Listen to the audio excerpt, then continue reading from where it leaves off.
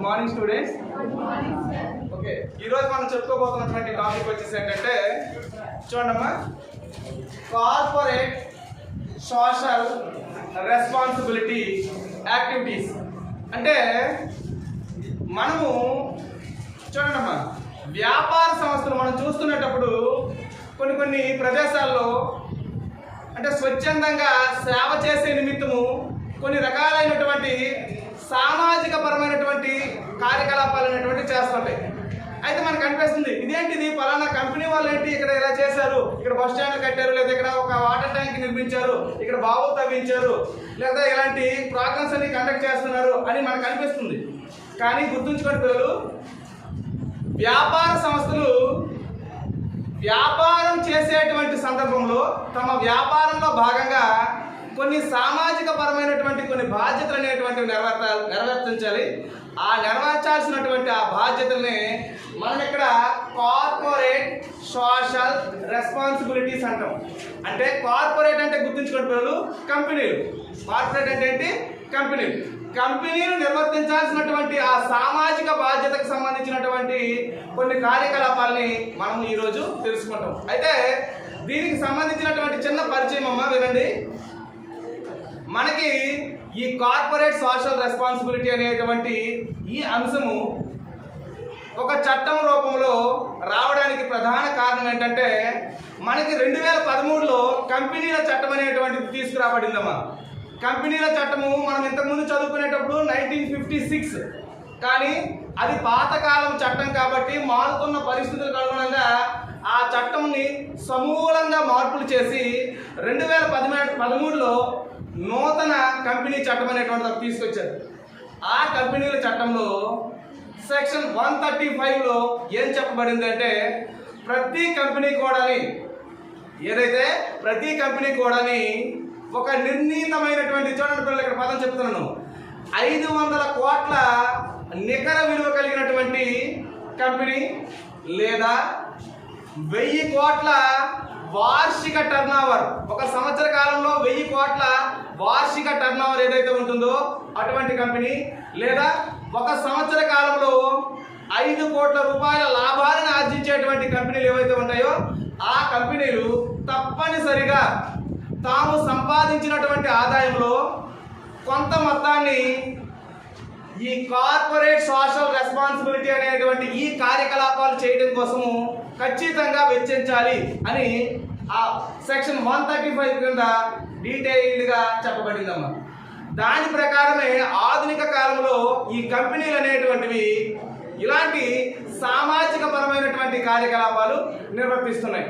అయితే పిల్లలు చూడండి, మరి ఈ కార్పొరేట్ సోషల్ రెస్పాన్సిబిలిటీ అనేటువంటి ఈ కార్యకలాపాలు ఎలా ఉంటాయి అనేది ఒక్కసారి మనం పరిశీలన చేస్తే, దీంట్లో మొదటి అంశంగా చూడండి పిల్లలు, ఎడ్యుకేషన్.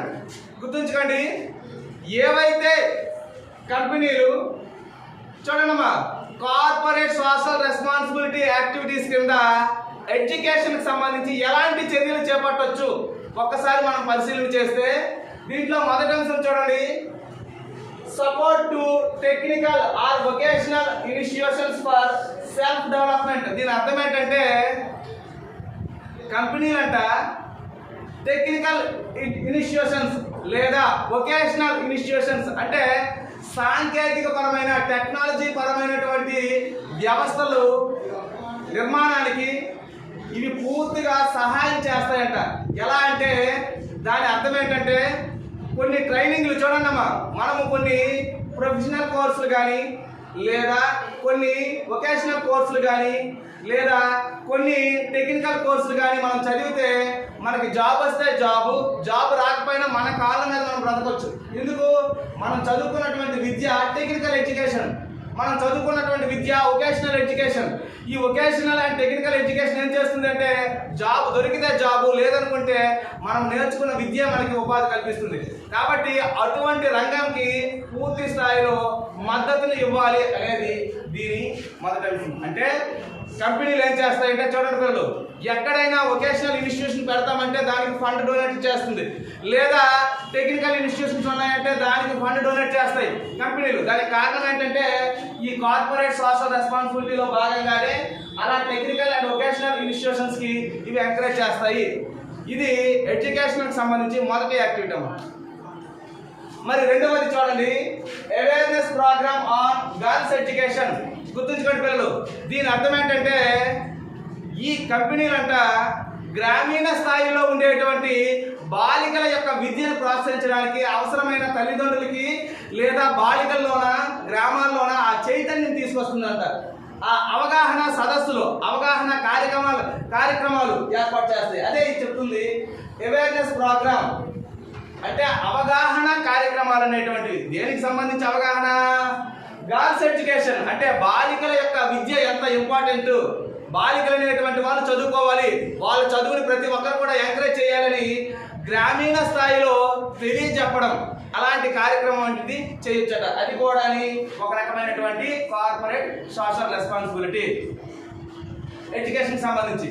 నెక్స్ట్ మనం చూస్తే కౌన్సిలింగ్ ఆఫ్ పేరెంట్స్. గుర్తుంచుకోండి పిల్లలు, కొన్ని సందర్భాల్లో పిల్లలకి చదివించకుండా చదువులు ఎందుకు అని చెప్పేసి చదువులు మాన్పించేసి పనుల్లోకి తీసుకెళ్ళిపోతుంటారు పేరెంట్స్. లేదా పిల్లల్లో స్టాండర్డ్ ఉన్నప్పటికీ కూడా తల్లిదండ్రులు ఎంకరేజ్ చేయకపోవచ్చు. అలాంటి పేరెంట్స్ అందరికీ పిలిపించి వాళ్ళకి కౌన్సిలింగ్ ఇప్పించడం కూడా కార్పొరేట్ సోషల్ రెస్పాన్సిబిలిటీ. అంటే ఈ ఎడ్యుకేషన్ సంబంధించి కార్పొరేట్ అని సిఎస్ఆర్ అంటామమ్మా. దీని షార్ట్ ఫామ్ లో సిఎస్ఆర్. ఓకేనమ్మా, ఈ సిఎస్ఆర్ యాక్టివిటీలో ఎడ్యుకేషన్ సంబంధించి ఇది ఒక అంశం. నెక్స్ట్ వన్ చూస్తే అడల్ట్ లిటరసీ అమాంగ్ బీపీఎల్. అంటే పిల్లలు చూడండి, ఎవరైతే బీపీఎల్ అంటే బిలో పావర్టీ లైన్ అంటే దారిద్ర్య రేఖకు దిగువన ఉన్నటువంటి వ్యక్తులు, కుటుంబాలు, ఫ్యామిలీస్ ఏవైతే ఉన్నాయో వాటిలో ఉండేటువంటి వయోజనులు, అడల్ట్స్ అంటే పెద్దవాళ్ళు, వాళ్ళకి సంతకం పెట్టడం కూడా రాదు, చదవడం కూడా రాదు. అటువంటి వాళ్ళకి ఆ చదువు నేర్పించడం కోసము అటువంటి కార్యక్రమాలు నిర్వహించడం, అది కూడా ఫ్రీగా వాళ్ళ డబ్బులతోటి, కంపెనీ వాళ్ళ డబ్బులతోటి అలా కొన్ని గ్రామాలను దత్తత తీసుకొని ఆ గ్రామంలో ఉండేటువంటి వయోజనులు ఎవరు పేదవాళ్ళు ఉంటారో వాళ్ళకి అక్షరాస్యులుగా చేపించడం అనేది చేస్తుందమ్మా. ఇది మన తదుపరి కార్యకలాపం ఎడ్యుకేషన్లో. ఓకేనా. నెక్స్ట్ వన్ చూస్తే spreading legal awareness. Spreading legal awareness గుర్తుంచుకోండి పిల్లలు. స్ప్రెడ్డింగ్ లీగల్ అవేర్నెస్ అంటే గుర్తుంచుకోండి, మరేమి కాదు పిల్లలు, సాధారణంగా మనకి చట్టాల పట్ల, న్యాయం పట్ల కొన్ని అవగాహన అనేటువంటిది ఉండదు. ఏదైనా సమస్య వస్తే ఎక్కడ కంప్లైంట్ చేయాలి, ఎలా దానికి మనం రియాక్ట్ అవ్వాలి, ఏం చేయాలి అనేటువంటి విషయం మనకు తెలియదు. అటువంటి న్యాయపరమైనటువంటి అవగాహన ప్రజలలో, అది గ్రామీణ స్థాయిలో ఖచ్చితంగా వాళ్ళకి తెలియజెప్పాలంటే విద్య అవసరం. అందుకే విద్యని ఒక సాధనంగా చేసుకొని వాళ్ళలో న్యాయపరమైనటువంటి అవగాహన కల్పించడం కూడా చేస్తుంటాయి ఈ సిఎస్ఆర్లో భాగంగా. మనం ఇప్పటి వరకు చెప్పుకున్నటువంటివి సిఎస్ఆర్లో భాగంగా అంటే కార్పొరేట్ సోషల్ రెస్పాన్సిబిలిటీలో భాగంగా ఎడ్యుకేషన్కి సంబంధించి చేస్తే ఇలా చేయొచ్చు. నెక్స్ట్ వన్ పిల్లలు, సెకండ్ వన్, రెండవ యాక్టివిటీ మనం తీసుకుంటే అదేంటంటే water supply, drinking water. Water supply and drinking water. గుర్తుంచుకోండి పిల్లలు, దీని అర్థం ఏంటంటే మనము మంచినీటిని ప్రజలకు అందజేయడం కానీ లేదా వ్యవసాయ రంగానికి అవసరమైనటువంటి ఆ సాగునీటిని అందజేయడం కానీ ఏది చేసినా గ్రామీణ స్థాయిలో ఉండేటువంటి లేదా ప్రజలకి ఆ అవసరాలు అనేటువంటివి తీరుతాయి. కాబట్టి వాటర్ సప్లై కానీ డ్రింకింగ్ వాటర్ అనేటువంటిది మన రెండవ కార్యకలాపం. మరి ఈ కార్యకలాపాలు ఎలా ఉంటాయి ఒకసారి పరిశీలన చేస్తే చూడండి పిల్లలు. దీంట్లో installation / repairs of hand pumps. మనకి గ్రామీణ ప్రాంతాల్లో చూస్తే హ్యాండ్ పంప్స్ ఉంటాయి కదమ్మా, ఓకేనమ్మా. ఇవి ప్రభుత్వాలు ఏర్పాటు చేయాలనే చూడాల్సిన అవసరం లేదు. ఈ సిఎస్ఆర్లో భాగంగా కొన్ని కంపెనీలు వచ్చి కొన్ని గ్రామాల్లో ఆ చేతి పంపులు అనేటువంటివి ఏర్పాటు చేయొచ్చు. లేదా పాతవి ఏమైనా పాడైపోయి ఉంటే వాటిని బాగు చేయొచ్చు, అదే రిపేర్. అర్థమవుతుందమ్మా? అలా ఫ్రీగా చేస్తాయి. అంటే సపోజ్ కొన్ని గ్రామాల్లో తాగడానికి నీళ్ళు ఉండవు, కనీసం ఉపయోగించుకోవడానికి నీళ్ళు ఉండవు. అలాంటి నీళ్ళు లేనటువంటి ప్రాంతాలు ఏవైతే ఉంటాయో ఆ ప్రాంతాలను సెలెక్ట్ చేసుకొని ఆ ప్రాంతాల్లో చేతి పంపులు ఏర్పాటు చేయడం, లేదా ఇంతకు ముందు ఉండి ఏమైనా పోయింటే వాటిని బాగు చేయడం చేస్తారు. ఇది కూడా దీంట్లో మొదటి అంశం. నెక్స్ట్ వన్ చూస్తే డిగ్గింగ్ రెన్యువల్ ఆఫ్ వెల్స్. దీని అర్థం ఏంటంటే బావులను తెచ్చడం, బావులను తవ్వించడం. అంటే నీళ్ళు ఉన్నాయి కదమ్మా, ఈ బావుల్ని తవ్వించడం కానీ, లేదా పాత బావులు ఏమైనా అందులో ఎక్కువ చెత్త కలిసిపోయి అది యూసేజ్గా పనికి రాకపోయినటువంటి బావులు ఏమైనా ఉంటే వాటిలో పూడికి తీయటం, ఆ చెత్త అంతా తీసేసి మంచి బావిగా మనం తయారు చేయటం. అంటే బావులను త్రవ్వించడం కానీ, లేదా పాడుపడ్డ ఆ బావులు ఏవైతే ఉంటాయో ఆ బావుల్లో ఉన్నటువంటి చెత్త అంతా తీసేసి మంచిగా తయారు చేయటం. ఇది కూడా వాళ్ళే వచ్చి చేస్తారు, అవి ఉచితంగా. ఈ సిఎస్ఆర్ అంతా కూడా ఫ్రీ అమ్మ, గవర్నమెంట్తో సంబంధం లేకుండా కంపెనీలే కొన్ని గ్రామాలకి ప్రజలకి చేసేటువంటి సేవలు, ఇవన్నీ కూడా వాళ్ళ బాధ్యత. ఎందుకు? ఈ ప్రజలందరి మధ్య వ్యాపారం చేసుకొని లాభాలు సంపాదిస్తున్నారు కాబట్టి ఈ ప్రజలకి, ఈ దేశానికి, సమాజానికి ఏదో సేవ చేయాలి, అది వాళ్ళ బాధ్యత కాబట్టి ఇవి చేస్తారు. Next utilisation of waste water from underground mines for cultivation. దీని అర్థం ఏంటంటే మనం ఇంట్లో ఉపయోగించుకునేటువంటి వాటర్లో వేస్టేజ్ అవుతుంది కదమ్మా వాటర్, ఆ వేస్ట్ వాటర్ని ఎక్కడికి మళ్లించాలి? కాలువల ద్వారా. అర్థమవుతుందమ్మా? ఎక్కడికి అంటే వ్యవసాయ రంగానికి అవి నీరుగా మళ్లించుకోవాలి. దానికి సంబంధించినటువంటి ఆ కాలువలు ఇవన్నీ కూడా ఎవరు చేస్తారు? గ్రామ పంచాయతీ. మనకి చూడండి అమ్మా, మనం ఊర్లో చూస్తుంటాము, కాలువలు తవ్వేస్తుంటారు గ్రామ పంచాయతీ నిధులతో. కానీ ఇలాంటి సిఎస్ఆర్ ద్వారా కంపెనీలు ఏం చేస్తాయంటే ఒక గ్రామాన్ని దత్తత తీసుకున్నాయంటే ఆ గ్రామంలో మొత్తం కాలువలు ఏర్పాటు చేసి ప్రతి ఇల్లు వాళ్ళు కూడా వేస్ట్ వాటర్ వచ్చేసి ఆ కాలువలో వెళ్ళి చివరికి వ్యవసాయానికి ఉపయోగపడేలాగా దాన్ని తయారు చేయడం, ఇది కూడా ఉంటుంది. నెక్స్ట్ వన్ చూస్తే వాటర్ సప్లై అండ్ డ్రింకింగ్ లో చివరి అంశం చూడండి, రెయిన్ వాటర్ హార్వెస్టింగ్ స్కీమ్. అంటే ఏంటంటే వర్షపు నీరు అనేటువంటిది పడుతుందమ్మా, ఆ పడిన వర్షపు నీరుని మనము భద్రపరచుకోవాలి. అర్థమవుతుందమ్మా? ఆ వర్షపు నీరుని భద్రపరచుకోవాలి అంటే ఏం చేయాలి అంటే గుర్తుంచుకునే పిల్లలు చెరువులు త్రవ్వించడం. అర్థమవుతుందమ్మా? అలాంటివి త్రవ్విస్తే ఒక దగ్గర మనం సేవ్ చేసుకునేటువంటి అవకాశం ఉంటుంది. మరి అలాంటి కార్యకలాపాలు, అలాంటి కార్యక్రమాలు ఈ సిఎస్ఆర్లో భాగంగా చేయబడతాయి. ఓకేమా? ఇది మన రెండవ కార్యకలాపం అయినటువంటి water supply and drinking water సంబంధించి.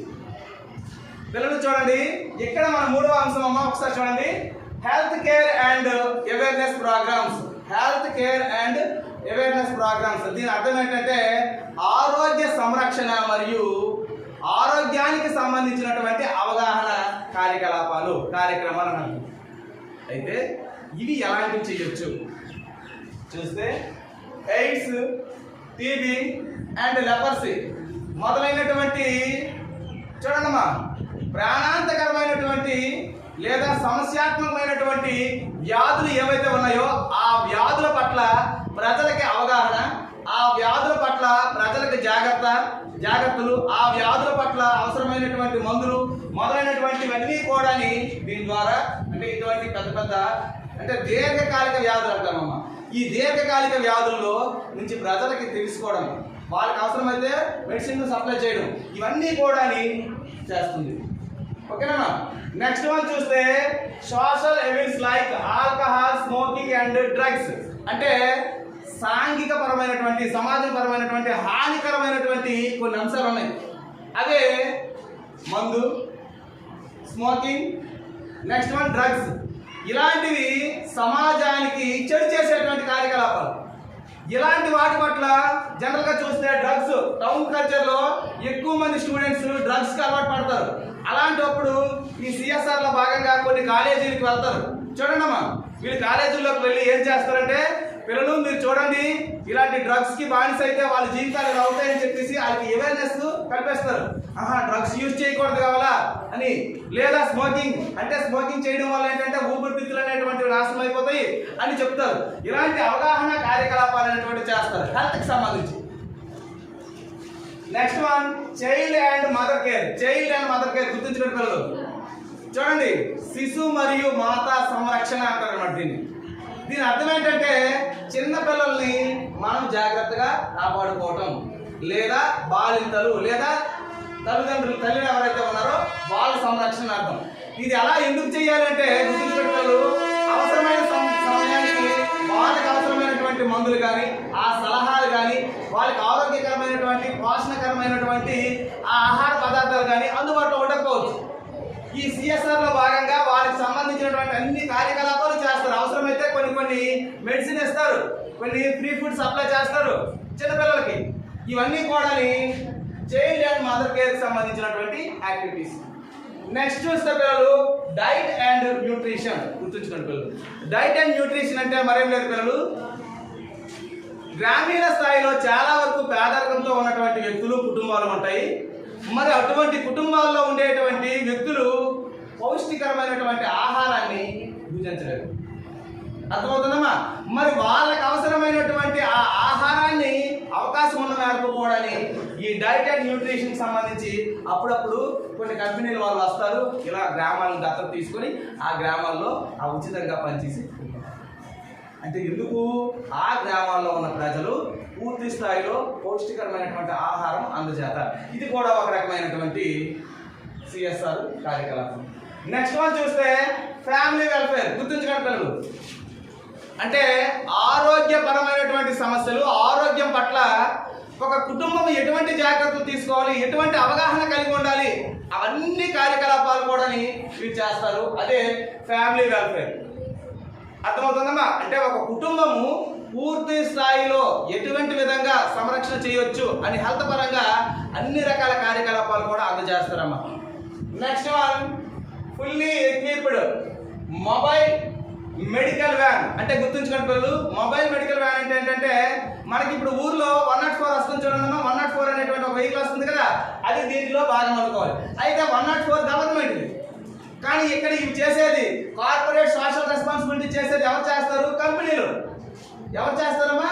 కంపెనీ వాళ్ళు చేస్తారు. కాబట్టి వాళ్ళు ఇచ్చినటువంటి వెహికల్లో పూర్తి స్థాయిలో అన్ని రకాలైనటువంటి వైద్య పరికరాలు కూడా ఉంటూ అవి గ్రామాలన్నీ తిరుగుతాయి, అక్కడ వైద్యం అందిస్తుంటాయి. ఇది కూడా health care and awareness programme సంబంధించినటువంటి అంశాలమ్మా. నెక్స్ట్ చూస్తే పిల్లలు ఎన్విరాన్మెంట్. అంటే చూడండి పిల్లలు, ఈ సిఎస్ఆర్లో భాగంగా కంపెనీలు ఎన్విరాన్మెంట్ అంటే పర్యావరణము, పరిసరాలు, వాటికి సంబంధించినటువంటి కొన్ని కార్యకలాపాలు చేస్తాయంట. అవి ఎలా ఉంటాయో ఏంటో ఒక్కసారి పరిశీలన చేస్తే చూడండి పిల్లలు, పొల్యూషన్ కంట్రోల్ అంటే మనకు అందరికీ తెలుసమ్మా, కాలుష్య నివారణ, కాలుష్య నియంత్రణ అంటాం. కాలుష్యం, పొల్యూషన్ అంటే ఏంటి?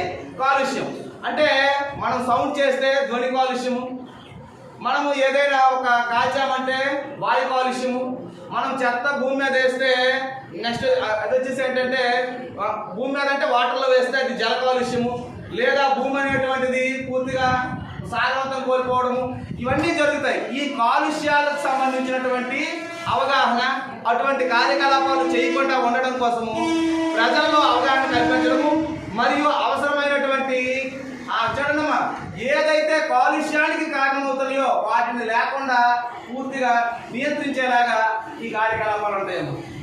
Next one green belt development. Green belt development అంటే ఏంటంటే చూడండి పిల్లలు, ఏవైతే సమాజంలో ప్రజలు నివసించేటువంటి ప్రదేశాలు ఉంటాయో ఆ ప్రదేశాల చుట్టూ కూడా పూర్తి స్థాయిలో సస్యశ్యామలంగా మొక్కల్ని నాటాలి. మొక్కలను నాటడం వల్ల ఆటోమేటిక్గా ఏమవుతుందమ్మా, ఆ ప్రదేశం అంతా కూడా పచ్చదనంతో నిండుతుంది. అదే గ్రీన్ బెల్ట్ డెవలప్మెంట్.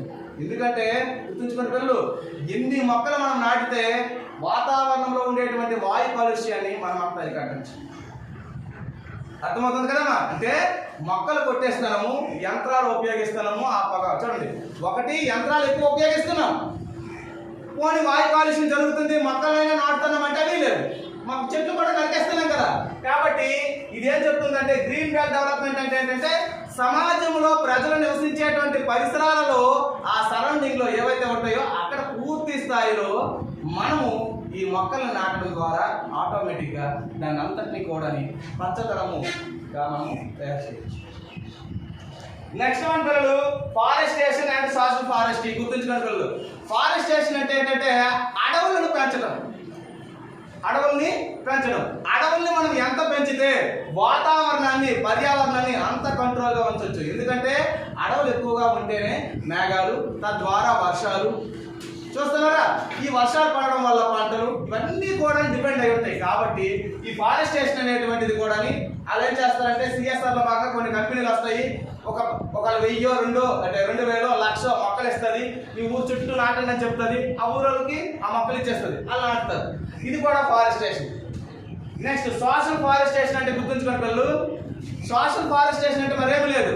సాధారణంగా చూడండి, సమాజంలో చిన్న ఎగ్జాంపుల్, రహదారులు ఉన్నాయి.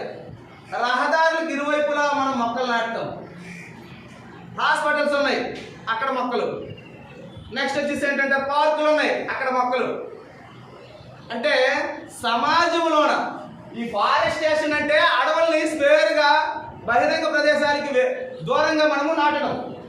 సోషల్ ఫారెస్ట్రీ అంటే ఏంటంటే సమాజంలో ఉన్నటువంటి అంశాల పట్ల సమాజంలో ఉన్నటువంటి ఆ ప్రదేశాలు ఏవైతే ఉంటాయో అక్కడ మాత్రమే నాటుతూ అలా సోషల్ ఫారెస్ట్ అన్నది. ఇవన్నీ కూడా కార్పొరేట్ వాళ్ళు ఏం చేస్తారంటే, కార్పొరేట్ వాళ్ళు అంటే కంపెనీ వాళ్ళు ఆ డబ్బులు పెట్టుబడి పెట్టి ఈ సేవలన్నీ చేస్తారు. ఓకేనమ్మా. నెక్స్ట్ మనం చూస్తే చివరిది చూడండి, ప్లాంటేషన్. ప్లాంటేషన్ అంటే కొన్ని రోజులు ఏం చేస్తారంటే మొక్కలు నాటించడం, మొక్కలు నాటిస్తూ తద్వారా అదంతా కూడా గ్రీన్ బెల్ట్ డెవలప్మెంట్గా ప్రాక్టీస్ చేస్తారు. అంటే అదంతా కూడా పచ్చదనంతో నిండేలాగా కృషి చేస్తారు. Next one animal care. గుర్తుంచుకోండి పిల్లలు, పర్యావరణం అంటే ఈ పర్యావరణంలో ఉండేటువంటి మానవులు మరియు మానవులతో పాటు నివసించేటువంటి జంతువులు, వాటి సంరక్షణ కూడా ఇవి చేస్తాయి. ఈ సిఎస్ఆర్ భాగము చేయొచ్చు. అంటే కొన్ని అంతరించిపోతున్నటువంటి జీవుల్ని అవి కేర్ తీసుకుంటాయి. వాటికి అవసరమైనటువంటి ఆ ఫండ్స్ రిలీజ్ చేసి, కంపెనీ వాళ్ళు రిలీజ్ చేసి వాటి యొక్క సంక్షేమం కోసము ఇంపార్టెన్స్ ఇస్తుంది. ఓకేనమ్మా, అది కూడా యానిమల్ కేర్ అని అంటారు. ఇప్పటి వరకు చెప్పినవి ఎన్విరాన్మెంట్ సంబంధించినటువంటి యాక్టివిటీస్. నెక్స్ట్ వన్ చూడండి పిల్లలు, సోషల్ ఎంపవర్మెంట్ అంటే సామాజిక పరమైనటువంటి ఉద్యోగిత. ఏంటమ్మా ఇది? సామాజిక పరమైనటువంటి ఉద్యోగిత. సామాజిక పరమైనటువంటి ఉద్యోగితకి సంబంధించి వీళ్ళు ఏ కార్యకలాపాలు చేస్తారు ఒక్కసారి చూస్తే, సెల్ఫ్ ఎంప్లాయ్మెంట్ ఆపర్చునిటీస్ అంటే గుర్తుంచుకోండి పిల్లలు, గ్రామీణ ప్రాంతాల్లో నివసించేటువంటి చూడండమ్మా యువకులు ఎవరైతే ఉంటారో వాళ్ళకి, మహిళలు ఎవరైతే ఉంటారో వాళ్ళకి ట్రైనింగ్ ఇచ్చి వాళ్ళ కాళ్ళ మీద వాళ్ళు నిల్చునేటువంటి, వాళ్ళ కాళ్ళ మీద వాళ్ళు బ్రతికేటువంటి స్థితికి వాళ్ళు తీసుకెళ్ళడం, అటువంటి వాటిని సెల్ఫ్ ఎంప్లాయ్మెంట్ ఆపర్చునిటీస్ అంటాం. అలాంటివి వీళ్ళు కల్పిస్తారు. మనం అప్పుడప్పుడు న్యూస్లో కానీ అంటే న్యూస్ పేపర్లో కానీ ఎక్కడెక్కడ చూస్తుంటాం. ఏంటంటే పలానా రెడ్డి ల్యాబొరేటరీస్ వారు కానీ, లేకపోతే పలానా జీవేకి వారు కానీ, లేకపోతే వీళ్ళు ఏంటంటే ట్రైనింగ్, ఫ్రీ ట్రైనింగ్ ఇప్పిస్తుంటారు. ఆ ఫ్రీ ట్రైనింగ్ ఇప్పించడానికి కారణం కూడా ఇదే. నెక్స్ట్ వన్ చూస్తే అగ్రికల్చరల్ ట్రైనింగ్ బై ఎక్స్పర్ట్స్. అంటే చూడండి అమ్మా, గ్రామీణ స్థాయిలో రైతులు ఉంటారు, వ్యవసాయం చేస్తుంటారు. వాళ్ళు చేసేటువంటి వ్యవసాయంలో కొన్ని మెలకువలు ఎక్స్పర్ట్ని తీసుకొచ్చి వాళ్ళు చెప్పేస్తారు. ఈ ఊర్లో రైతులందరికీ సమావేశపరిచి ఆ రైతులందరికీ వ్యవసాయం ఎలా చేయాలి, ఎంత బాగా చేయొచ్చు అని వ్యవసాయ రంగ నిపుణులకు తెస్తారమ్మా. అగ్రికల్చరల్ ఎక్స్పర్ట్స్కి తెచ్చి వాళ్ళ చేత క్లాసులు చెప్పించి రైతులందరికీ కూడా ఇంకా చైతన్యవంతులుగా చేస్తారు. ఇది కూడా ఒక కార్యకలాపం. Next one organising training programme for womens. పిల్లలు గుర్తుంచుకోండి, ఎవరైతే మహిళలు ఉన్నారో వాళ్ళ యొక్క అభ్యున్నతికి, వాళ్ళ యొక్క అభివృద్ధికి అవసరమైనటువంటి ట్రైనింగ్ ప్రోగ్రామ్స్ని ఇవి ఆర్గనైజ్ చేస్తారు. మీకు ఎక్కువగా చాలాసార్లు మనం చూస్తుంటాము ఎంబ్రాయిడింగ్, నెక్స్ట్ టైలరింగ్, ఇవన్నీ కూడా మహిళలకి ఫ్రీ కోచింగ్ ఇస్తున్నారు, ఫ్రీ ట్రైనింగ్ ఇస్తున్నారు. ఇవన్నీ చేసేవి ఈ సిఎస్ఆర్లో భాగంగానే ఇస్తారు. ఓకేనమ్మా. Next one development infrastructure facilities. పిల్లలు, డెవలప్మెంట్ ఇన్ఫ్రాస్ట్రక్చర్ ఫెసిలిటీస్ అంటే గుర్తుంచుకోండి పిల్లలు, సాధారణంగా సమాజంలో ఉండేటువంటి కొన్ని రకాలైనటువంటి ఇన్ఫ్రాస్ట్రక్చర్ అంటే అవస్థాపన సౌకర్యాలు. అవి ఖచ్చితంగా ఆ అవస్థాపన సౌకర్యం, రోడ్లు లేవు, హాస్పిటల్ లేవు, స్కూల్స్ లేవు, అవన్నీ కట్టేస్తుంటారు, అవన్నీ ఏర్పాటు చేస్తుంటారు. ఈ కార్యకలాపాలన్నీ చేయడం వల్ల ఏమవుతుందంటే ఆటోమేటిక్గా సోషల్ ఎంపవర్మెంట్ అంటే సామాజిక పరమైనటువంటి ఉద్యోగిత, సామాజిక పరమైనటువంటి కొన్ని లక్ష్యాలు సాధించడం అనేటువంటిది జరుగుతుంది అన్నమాట. Next one solar. గుర్తుంచుకోండి పిల్లలు, సోలార్ అంటే ఏంటంటే మనం ఏదైతే పిల్లలు ఇప్పుడు మనము వెలుగు కోసం ఉపయోగిస్తున్నటువంటి విద్యుత్ ఉంది కదా, దీనిని రీప్లేస్ చేసి సోలార్ పవర్ని యూజ్ చేసుకోవడం, అంటే ప్రకృతిలో ఉన్నటువంటి వాటిని యూజ్ చేసుకోవడం. నెక్స్ట్ పిల్లలు దీంట్లో మనం చాలా చూస్తుంటాము, పుట్టగొడుగుల పెంపకము, మష్రూమ్స్ పెంచుతారు కదమ్మా, పెంచి దాన్ని బిజినెస్గా చేసుకుంటారు. ఇవన్నీ కూడా సోషల్ ఎంప్లాయ్మెంట్లో, అంటే ఆ పుట్టగొడుగులను ఎలా పెంచాలనేటువంటిది కూడా ట్రైనింగ్ ఇస్తారు. మీకు ఇక్కడ సరౌండింగ్లో మంచాలు అప్పుడు ఇచ్చేవారు, అర్థమవుతుందా? ఫ్రీ కోచింగ్, ఫ్రీ ట్రైనింగ్ ఇచ్చేవారు. దాన్ని ఎలా పెంచాలి, ఎలా బిజినెస్ చేయాలి, ఇవన్నీ చెప్తారు వాళ్ళు. ఇదంతా కూడా సిఎస్ఆర్లో భాగం. నెక్స్ట్ మనం చూస్తే స్పోర్ట్స్ అండ్ కల్చర్స్. గుర్తుంచుకోండి పిల్లలు, మన సిఎస్ఆర్లో భాగంగా తదుపరి అంశం వచ్చేసి ఏంటంటే స్పోర్ట్స్ అండ్ కల్చర్కి సంబంధించినటువంటి అంశాలు. దీంట్లో మొదటి promotion of sports and cultural activities, అంటే ఏవైతే ఆటలు, ఏవైతే సంస్కృతికి సంబంధించినటువంటి కొన్ని యాక్టివిటీస్, అంటే గుర్తుంచుకోండి పిల్లలు, మన ఊర్లో సాంస్కృతిక కార్యక్రమాలు, సంస్కృతికి సంబంధించి కొన్ని కార్యక్రమాలు నిర్వహించడము, మన ఊర్లో ఆటల పోటీ, జిల్లా స్థాయి ఆటల పోటీ నిర్వహించడము, రాష్ట్ర స్థాయి ఆటల పోటీ నిర్వహించడము. అర్థమవుతుందా లేదా? అంటే ఇక్కడ ఆ సిఎస్ఆర్ వాళ్ళు వచ్చి పలానా ఊర్లో ఈ మెగా క్యాంప్ అనేటువంటి దేనికి సంబంధించి, స్పోర్ట్స్ సంబంధించి అవ్వచ్చు, కల్చరల్ సంబంధించి అవ్వచ్చు, ఆ యాక్టివిటీస్ చేస్తారు. అది మన మొదటి అంశం. రెండవది చూడండి, ప్రొవైడింగ్ స్పోర్ట్స్ మెటీరియల్. మనం చూస్తాం అబ్బా, కొన్ని కంపెనీ వాళ్ళు ఏం చేస్తారంటే యంగ్స్టర్స్, యంగ్ ప్లేయర్స్ ఎవరైతే ఉన్నారో ఆ ప్లేయర్స్ని సెలెక్ట్ చేసుకొని వాళ్ళు ఏం చేస్తారంటే మొత్తం అక్కడ ఉన్నటువంటి ఆ టీం అందరికీ కూడా ఏంటంటే వాళ్ళకి అవసరమైనటువంటి ఆ స్పోర్ట్స్ మెటీరియల్స్ని సప్లై చేస్తారు.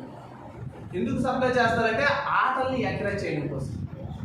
వాళ్ళు డబ్బులు ఇస్తారు, మెటీరియల్ కొంటారు. క్రికెట్ అయితే ఈ బ్యాట్లు, బాల్స్ ఇవన్నీ కూడా, అంటే చెప్తున్నాను, వాళ్ళు ఉచితంగా ఇస్తారమ్మా. ఇవన్నీ ప్రొవైడింగ్ స్పోర్ట్స్ మెటీరియల్స్ దీంట్లో భాగంగానే. నెక్స్ట్ వన్ చూస్తే promotion of state teams.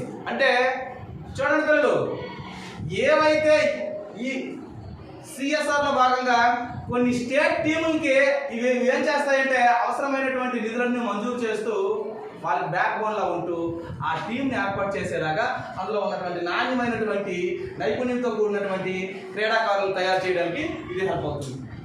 Next one చూస్తే sponsorship of sports and cultural events. నేను గుర్తుంచుకోండి, మీకు బాగా అలవాటు ఉంటుంది. క్రికెట్ చూస్తే వివో ఐపీఎల్ అంటామా లేదా? ఆ ఐపీఎల్ స్పాన్సర్ చేసేదే వివో. అంటే వివో అనేటువంటి ఒక కంపెనీ ఐపీఎల్కి సంబంధించినటువంటి ఆటలన్నింటినీ కూడా స్పాన్సర్షిప్ చేసింది. అలా గ్రామీణ స్థాయిలో అవ్వచ్చు, పట్టణ స్థాయిలో అవ్వచ్చు, ఎక్కడైనా కానీ ఈ కార్పొరేట్ సంస్థలు అనేటువంటివి ఏం చేస్తాయంటే ఆటలకు సంబంధించినటువంటి పూర్తి స్పాన్సర్షిప్, అంటే మొత్తం డబ్బులు పెట్టి అవే నిర్వహిస్తాయి. అర్థమవుతుందా? దాన్ని స్పాన్సర్షిప్ అంటాం.